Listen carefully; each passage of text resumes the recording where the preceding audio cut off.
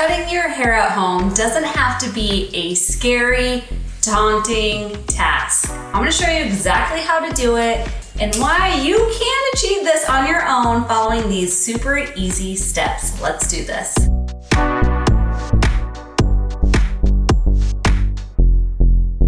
Let's start with the few things you need. Obviously a cutting cape. You wanna make sure your hair is freshly washed and clean. You will also need a spray bottle. As you can see, my hair is starting to dry a little bit, and it's very important. You want to make sure your hair is completely saturated with water. It makes it a lot easier when you're cutting. It keeps everything super smooth and together, so you do not want it to dry. You'll need a cutting comb. I like one that has kind of teeth that are a little further apart compared to a normal cutting comb, because if you have any tangles in your hair whatsoever, it's really hard to comb through, but this one goes through very smoothly. You'll need a couple clips to clip the stuff out of the way that you are not cutting. Of course, you need your shears or your hair cutting shears.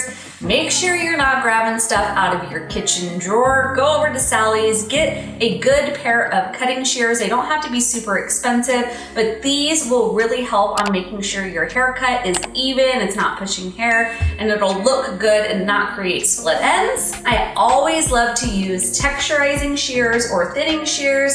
This really helps kind of soften the ends, soften out those layers, and it's a little more forgiving, especially if you are not a professional like me. You always want to start your hair parted the way you wear it. If you like to switch your part, do it straight down the middle. That way you can flip-flop from side to side, or if you only like to wear it one way, you can do your part. Typically, I like to do it straight down the middle. That way it's even on both sides. Sometimes you'll notice if you do not get your part exactly the right way and then you part your hair over a little bit further from where you had it when you cut it, you'll get really long pieces from the other side that you do not want. So starting in the middle is a great way to avoid this. So as you can see, I'm starting to dry a little bit, so let's resaturate. Now make sure you have all the tangles out. You want to make sure that there isn't any tangles when you're cutting it, because you want the hair to be very straight. If you have tangles at all, you're going to have uneven hair. So use a leave-in conditioner or just make sure it's freshly out of the shower so you don't have tangles at all. As you can see, I've gotten pretty long. It's been a while since I've cut my hair, and typically I like it to rest a little bit below my collarbone, so that's what we're going for. If you are nervous about cutting your hair at all, it is better to do a very baby trim on it, or just maybe an inch off of your hair, because the more you cut off, the more daunting it is, and it gets a little scary when you're seeing a couple inches falling off the floor. But again, I haven't cut my hair in a while, so we're gonna do more than an inch. I always like to start in the very front. When you are getting your hair cut, your hairstylist always tells you, tilt that head down. So you wanna make sure when you are cutting your hair, there is a point where you're gonna wanna keep that head angled, or else you're gonna get long, kind of stringy hairs. I'll show you that for when we do the back. Now, here comes the cutting. You wanna make sure you are taking your sections fairly small. As you can see, I have a little framing on my hair, so I am going to take this very front section, and this is going to be the guide for everything of what I'm cutting off of both sides. So I want to establish the length that I want to go for. Again, I like it to be a little bit longer than my collarbone, and I typically like my hair to have it to be a little bit longer in the front than the back, more kind of like an A-line style, so I can still pull my hair up. If you are nervous, do a tiny bit more than what you want, and since I like it to be angled, I'm going to tilt my fingers like this, so my fingers are going to be my guide. If you are wanting a straight haircut, you do the opposite and keep your fingers very, very straight and level. Here comes our very first cut. As you can see, I'm holding the hair up. You can hold it down, but it just makes it easier so you can see it while you're cutting it. So you want to make sure those fingers are exactly the way you want to cut, kind of your guide on the angle you're cutting, because when you move it up, it'll still have that angle of where you're supposed to be cutting. Okay, so there is my guide on the length. Remember, when your hair is wet, it is stretched out. You're combing it nice, straight, and smooth. And if you have any body in your hair, you know that it does not live there when it's dry. So make sure you're okay with the length once it dries. It normally shrinks up about 1/4 of an inch, maybe 1/2 inch if you have super curly hair. So now I'm going to tilt my head to the side and kind of look over my right ear. That kind of gets that shoulder out of the way so it's easier to cut. Make sure everything is combed nice and straight and holding that angle still.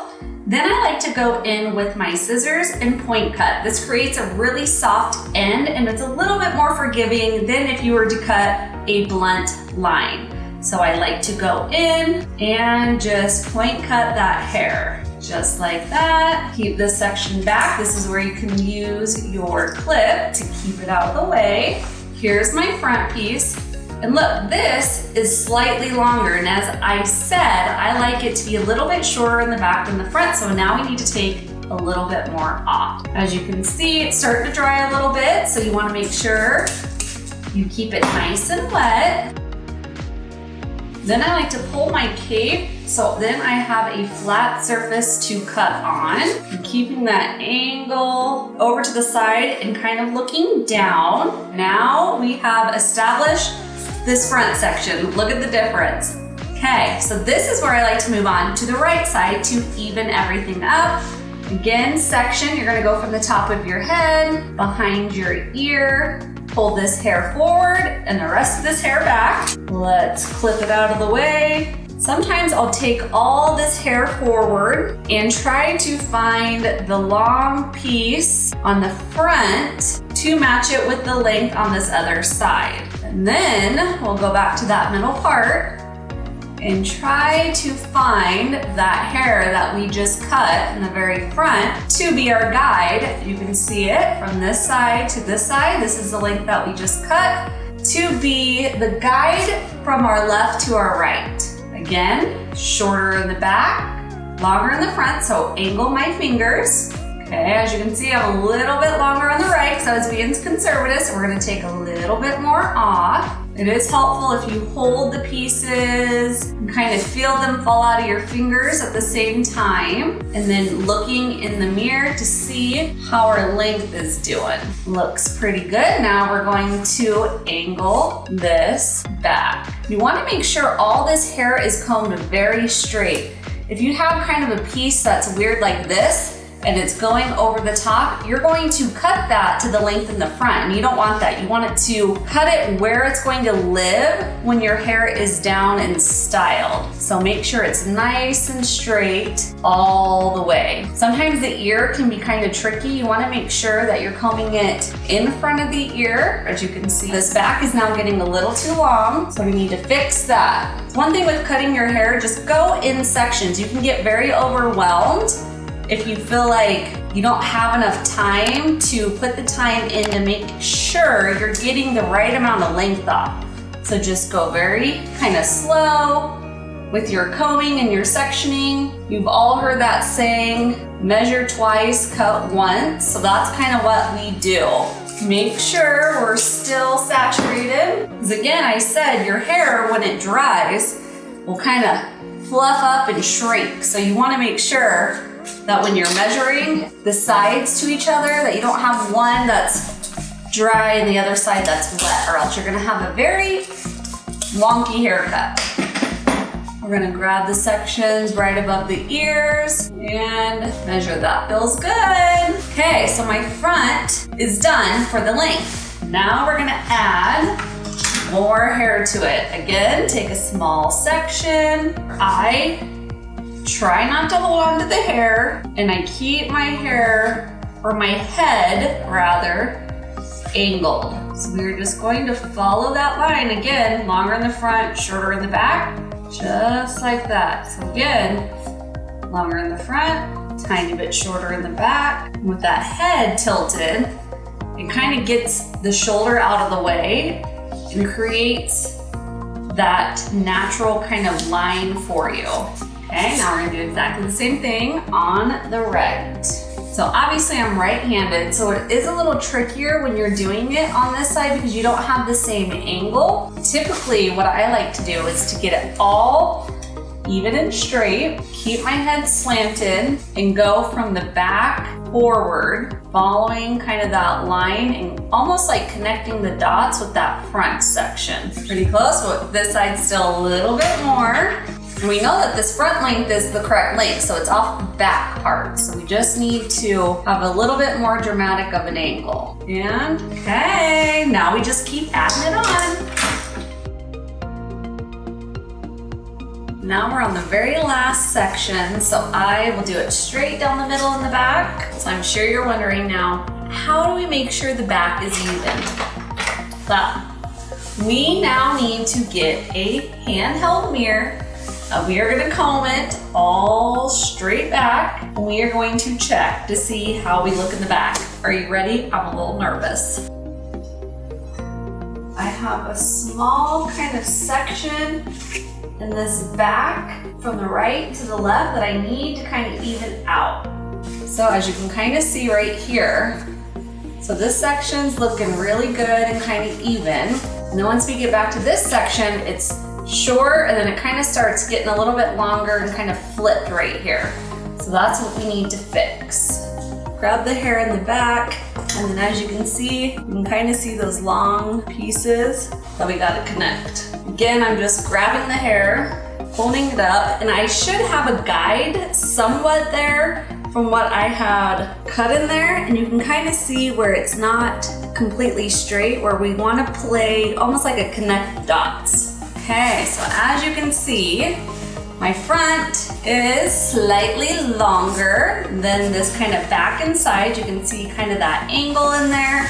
This is not layered at all. This is just the basic bottom cut of my haircut, a slight A-line, kind of a bob, if you will. You can just leave it like this. Or if you want, and you don't love the bottoms to be super blunt, and if you have any imperfections, you can take these texturizing scissors and go along the bottom of this haircut to just kind of soften that very kind of blunt line.